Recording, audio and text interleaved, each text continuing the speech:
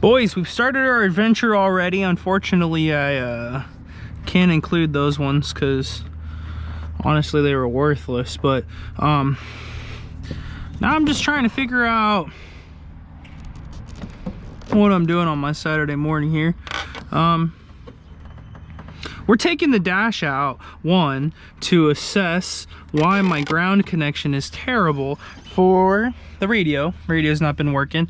Also, starter finally took a shit on me, guys. This thing's, yeah. I wonder if you could. No, but I mean, it's pretty FUBAR. It looks like it got hot. It was smoking when I was driving the other day. So we already got these cables under the dash taken out.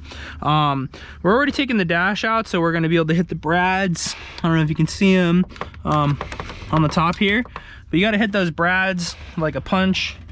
Lefty loosey, so hit it in a direction where the force will knock it loose, spin it out with some needle nose, and then we'll swap a new assembly on there and be on the way. No more starter issues. I had the same issue on my GC, the sedan, that I just fixed before it broke down last time, so it's kind of frustrating. But unfortunately we won't have the tumblers matching, so I'll have, you know, multiple keys, which is always tight. I guess it'll just be the way life goes until I have the money to ball out on a cylinder kit. So all right, well, we got coverage here released, and that looks like it's been cracked.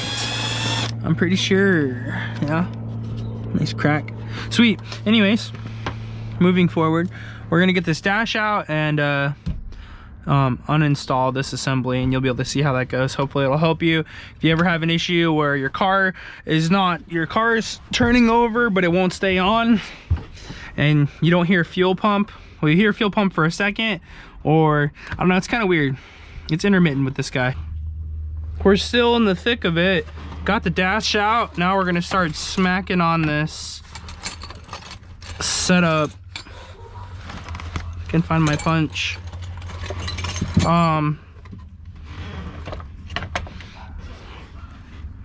Hope the camera's not out of whack.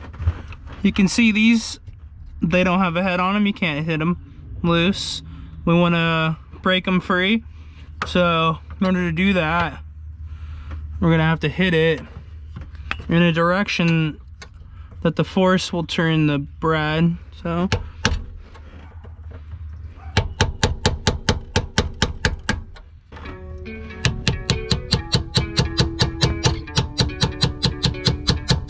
oh, come on.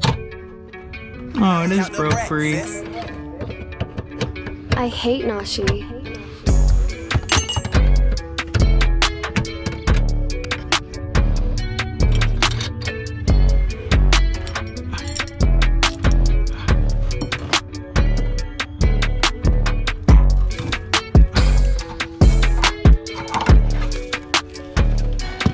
Parts in, next day from AutoZone here. We got the Duralast Special. Like, who knows how long we'll keep this in, depending on what I can find OEM stuff wise. But here's our kit, nicely taped up as if it's been used before.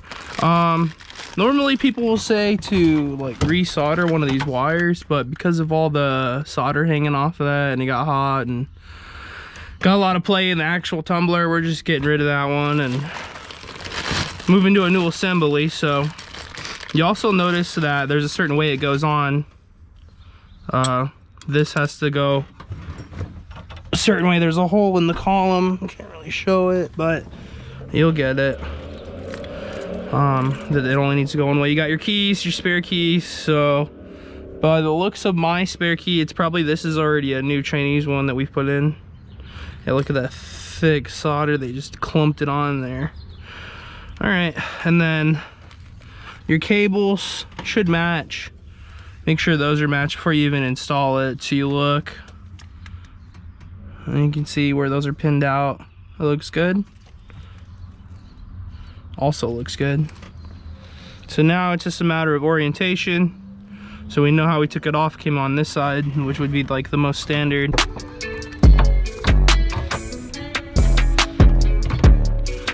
that right in there. And we had hardware in the bag. What do we have? These are like heads that come off. I think they break off.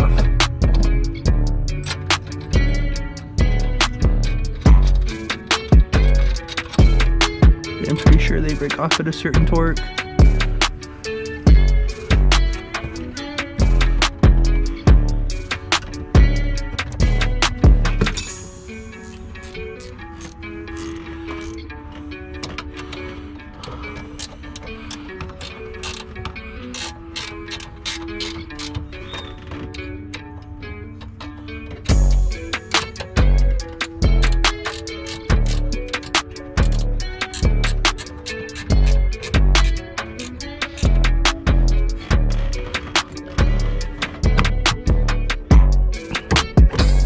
We tested that there.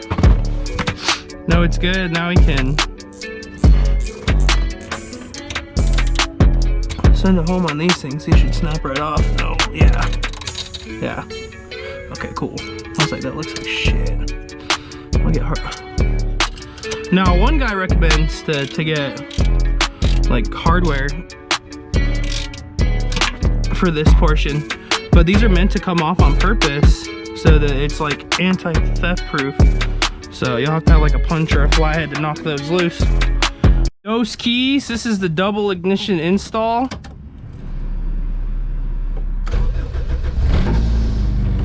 And it starts.